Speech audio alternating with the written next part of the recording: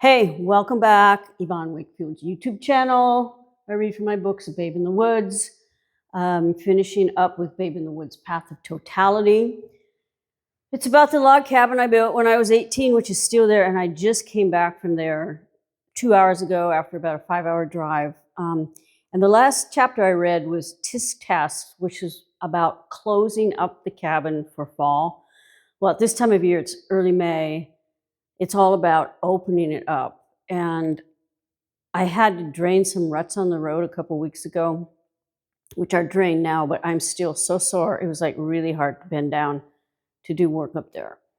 But there's a bittersweet thing about going up to the cabin this week. I mentioned that I lost my little dog Arthur, or not Arthur, Henry, and Zachary and I went up this week and we put Henry's ashes all around the places where these guys used to play. They grew up as 4-month-old pups, so Henry knew that place for 16 years and Zachary knew it for 14, and they always played. It was so fun. They'd run up and down this path and chase pine cones, and they'd box. So it's been really weird being up there with one dog. Teddy did not come on this trip because he's a full-time job up there. He'd be owl bait if he's off a leash, and I can't do all the work with him on leash. Anyway, Arturo is going to post a couple pictures of the ashes, but there's a part in the Babe in the Woods, Path of Totality, I get to at the end, and it talks about losing a best friend and colleague, Eileen, and I took her ashes up to the cabin, and I didn't know what to do with them. And I found a salt shaker, and I put her in a salt shaker, and there was this log I had that I carved some niches in. So she's been sitting in this log with niches, in a niche, all by herself for, gosh, probably over 5 years now. And this weekend, Henry joined her. And I was trying to figure out what kind of urn to put Henry in, blah, blah, blah. So I found this little dog salt shaker that I had with its leg lifting up like it's peeing. So I put glue into the top of the holes where the salt comes out, and I poured Henry into there, and then I put caulking on the bottom. And then I trailed the rest of his ashes where these guys used to run and play. So Henry's going to be running and playing up there. But one of the weird things is when I opened the ashes, there was a card from the vets, and I didn't want to read it because I was emotional, and out fell 2 of his paw prints that they had taken after he died, and that just like set me over the edge. And I was just getting ready to burn them, and I kept one. I put it under a rock, and then the next day I went down with an empty baby food jar, and I put that paw print in the baby food jar, and I left it down at that spot at the creek because that's where we have the barbecues and everything, and that was his favorite place because he knew he could eat. So Henry's got a little second life back at the cabin, and Zachary's getting better, and Teddy's still a puppy. So recap. Tisk tasks, I talked about what is involved in closing up the cabin. I questioned the use of pesticides to control pat racks. I fill the woodshed, and I fortify the creek pool. One interesting thing about what's happening now at the cabin is I have a picture from before and after at this time last year and this time this year. The creek is a half of what it was last year, and everybody in Oregon is going, this is going to be weird. You kick the duff, and it's like August duff. The dirt is that dry. So it's going to be an interesting summer. Okay, so remember, these books are all narrated by Kay Webster on audiobooks. I read them, and I talk about other things, and I stop, and I don't pronounce well. So if you want a really fluid reading of all these books, check out the audiobooks by Kay Webster. So I'm going to do 2 chapters tonight, and they're 2 pages each. So first fire. One pre-dawn summer day, I perched on the edge of a green folding stool bought at a garage sale, tapping away on a typewriter also bought at a garage sale, but not the same one. The winds outside made the stovepipe creak, whistling through the chink, and they shook me out of bed at 4 a.m. I climb down the loft ladder, stir up the fire, and hunt and peck on the Olivetti, unconcerned by smoke that puffs through the metal gate. When early morning sun yawns in illuminating luster, I walk to the creek to splash water on my face. On the way back up, I notice wisps curling from under the eaves and again chalk it up to the stovepipe fisting winds. Concluding that more heat will wick up those storm-driven drafts, I throw a hunky, pitchy pine chunk into the fireplace, then sit back to see what I think is work. Typing away as morning light angles into the cabin, I am able to see through the haze I'd snubbed for hours. The log had not done what it was supposed to do, and inside it is smokier than ever. I climb the loft to check the chimney and hear it even before my head pops up through the ladder well. Flames lick freely around the stovepipe, crackling like the ones restricted in the stove box a floor below. There is a red fire extinguisher bracketed to the wall above the shelves of a black cast iron pans, which are of no use in battling down flames. They remain nested as I unlatch the canister and climb back up to the loft ladder as fast as I descended it, pausing only to read the labeled instructions. To operate, pull pin, lift handle, hold upright, press lever, direct powder at base of flames. I pull the pin, press the lever, and aim.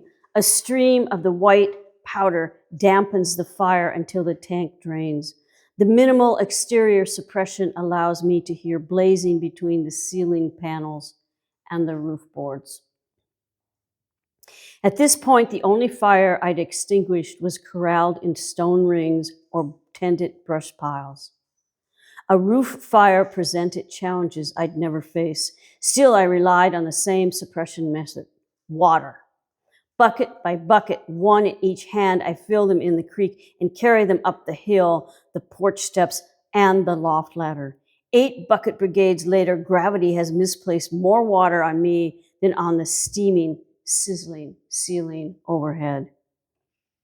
Maybe it's time to call it quits before what claims the roof claims me, and I look around deciding what to salvage. Glancing around the loft, I see my clothes squarely folded on the bureau drawer, not yet put away from laundering the day before. Matt, one of the neighbor boys, was supposed to come up that morning to help with a project. He didn't say when, but if he arrived in time to help bat down the fire, he would see my underpants. As the fire spread overhead, I took the time for modesty's sake to tuck those undies in a drawer, close it, and decide to stay and fight. Prudish as I could be, I wasn't a quitter, and I went below the cabin, returning with a poleaxe and a pickaxe. I still have that poleaxe and pickaxe, and I was using the pickaxe this week. Yes, actually yesterday. The first whack against the stovepipe bolted together and threaded through the paneling, and roof boards only dents it. A second strike breaks apart the 2 insulated sections. I chop upward into the ceiling and pull down chunks of plywood, only to unsheath the fire spreading fast as frying mayonnaise between rafters. The hasty aperture thwacked out is enough to see sky, the opening mouthing more air for the fire to breathe, melting the pink fiberglass insulation that I pull out until my hands singe and I think about adopting a new name: quitter. If I did quit on this breezy, tinder-dry mountain morning, the roof fire could travel into the forest canopy, jump draws and ridges, and I would gain unwanted fame for starting a forest fire. Opening the bureau drawer, I wrap clean underpants around my hands like mittens to pull out burning insulation, hear my hair frizzle, give myself the name firefighter, then climb out the dormer window. Balancing atop the roof, I chop away flaming tamarack shakes and roofing boards laid so carefully years ago, then drenched and charred the abscess bucket by bucket. When the roof quit steaming, I went to the creek, knelt down and drank. Lapping away, I decided to calculate how many pails of water I'd hauled and dumped onto flames that consumed 1/8 of the loft floor. It was 7:30 a.m. when I took the fire extinguisher off the wall, and lunchtime before I was putting water into me instead of onto a fire. By late afternoon, I'd fully soaked the roof, drowning any possibility of an errant spark, and I went to town to arrange for supplies to rebuild, first stopping at the beauty shop to have my fry hair sheared off. Freshly shorn, my face puffy from breathing fire retardant and fiberglass, I made a visit to the insurance office, where I learned the cabin could not be insured as it was not connected to sewer or electricity. That night, I lay with the dogs in their blankets downstairs because the loft was a soaked, smoky mess. The foam mattress was piled outside alongside with other soggy and charred debris. It was difficult to take in a full breath, my nostrils still inflamed, and I felt a hole in my heart, more gaping than the one I chopped into the roof. I spent the night adjusting to the hard floor and the reality that I was the cabin's only insurance. So that still is the same situation up there. You can't get any insurance because it's off the grid. And after this fire, I had the roof rebuilt and I had a metal roof put in, which is why, besides some other heroic events, the cabin survived the 2015 Canyon Creek fire that came right up to my property. And I religiously maintain that roof. I get up there every year with a butter knife and a broom, and I get all the little pine needles out anywhere that an errant spark could hit them. And I have the fire, the chimney inspected annually and cleaned. That's one of the fire-wise situations that you need to maintain. And an interesting thing about that is after the Canyon Creek fire, the metal roof was green, and when I was allowed to go back up to the cabin, like over a month later, the green roof was red from fire retardant. And I am still, after 11 years, still finding fire retardant stains all around the cabin. So, overhead costs is the next chapter. Years after extinguishing a fire, roof fire, I hired a Mennonite carpenter to totally rebuild the roof. 8-foot lengths of green metal sheeting replaced the fire hazard tamarack shakes, which I just talked about. When he was finished, the carpenter presented me with a bill for over $4,000 and more than twice the cost of building the cabin and a small cardboard box. It contained plunder discovered between the joists: the cup from a child's blue willow porcelain tea set, 1 penny, 2 silver dollars, a fork, aluminum foil pieces, and 1 spent .22 pistol cartridge. He exposed this booty while replacing several rafters bored through like Swiss cheese by carpenter ants who, unlike the pack rats, left behind only fine powder. Those needling carpenter ants not only caused an expensive repair, they also threw a monkey wrench into my vow to coexist with nature. Furthermore, they inspired me to diddle with a replication of an experiment conducted by the D author of that summer's reading list. If you've been following me on this, each summer I would go up there. I would try and read an author from A to Z. Most of the times I didn't get past M. Long ago, the naturalist Charles Darwin observed live ants carrying dead ants into a colony and believed it was some type of funeral procession. I wanted to replicate a similar Darwinian investigation, but I was too antsy to sit around waiting. Rushing the observed process, I smashed a diminutive red, then chunky black carpenter ant with the hammering end of a 20-penny nail. Hypothesizing that their next of kin would claim their remains, I laid those fresh cadavers to rest on the shady end of the porch and returned to my H author, Huxley. One page in Man's Place in Nature was bookmarked by a lodgepole pine needle, and one sentence was underlined in pencil. We live together, we act on and react to one another. My definition of living on the mountain, maybe other places too. With Huxley occupying my attention, I'd forgotten about my replicated Darwinian investigation. When I went to check, both ants were gone. Had a wee breeze curtailed my willy-nilly experiment and blown them away? Had they been body snatched by beetles, a spider, or a horsefly, or actually been escorted to the family plot by ant pallbearers? That time would never tell, but I was running out of patience and I duplicated the experiment in closed conditions. With the same nail head, I smashed a red and then a black ant, placed them side by side in a mason jar that last held baby mice, and set it open-ended on the ground next to the procession of ants marching between the cabin's east post and pillar. In my spare larder, I discovered a tiny box of sun-made raisins, the size normally reserved for trick-or-treat bags or grade school lunch pails.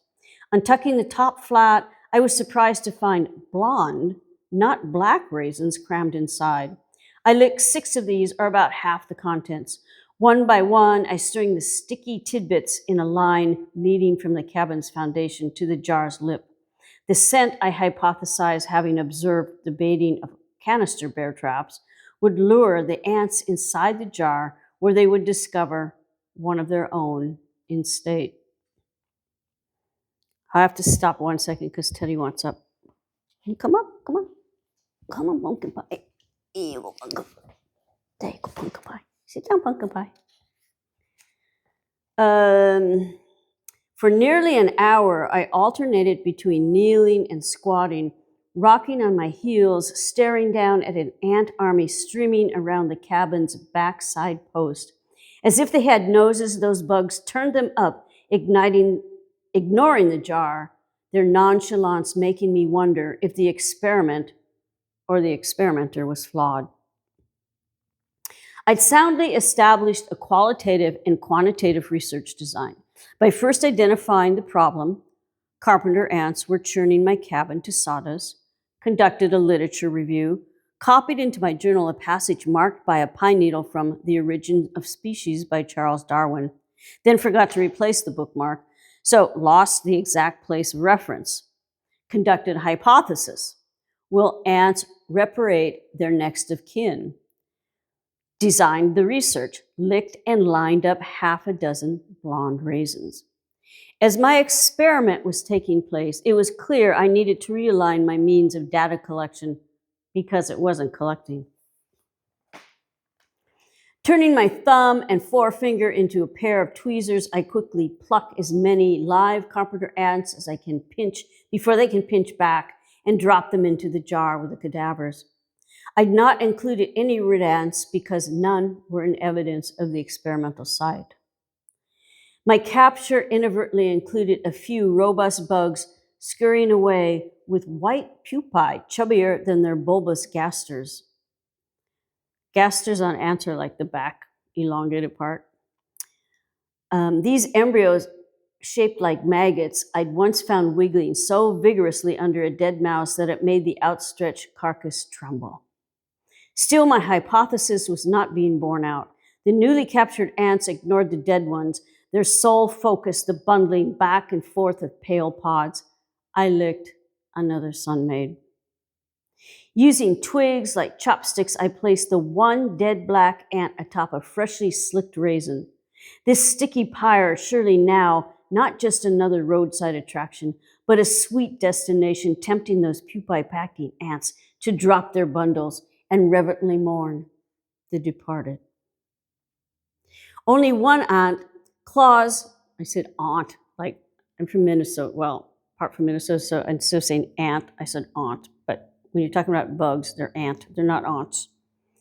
Only one ant, claws on his thorax, stopped. Hey buddy, you got a light? His posture seemed to say. Every other ant was frantically hefting larvae as if rescuing ivory blanketed babies from a burning house or hurrying to prep an embryo dinner.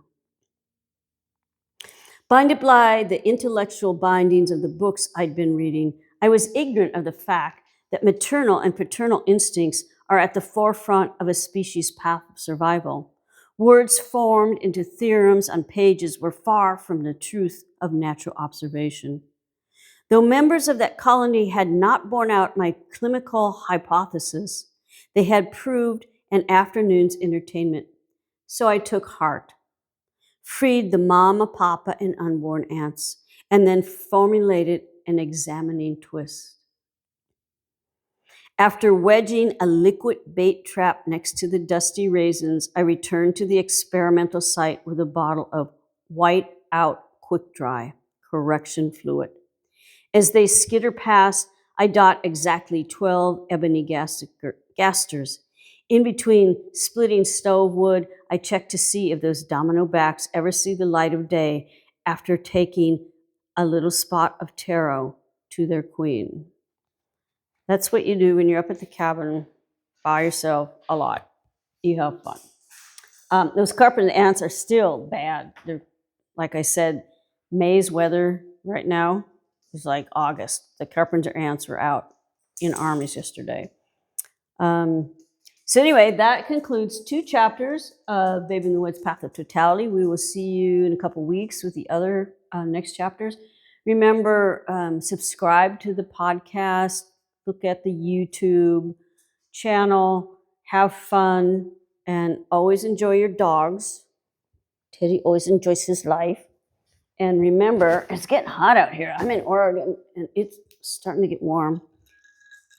Stay hydrated. Bye-bye.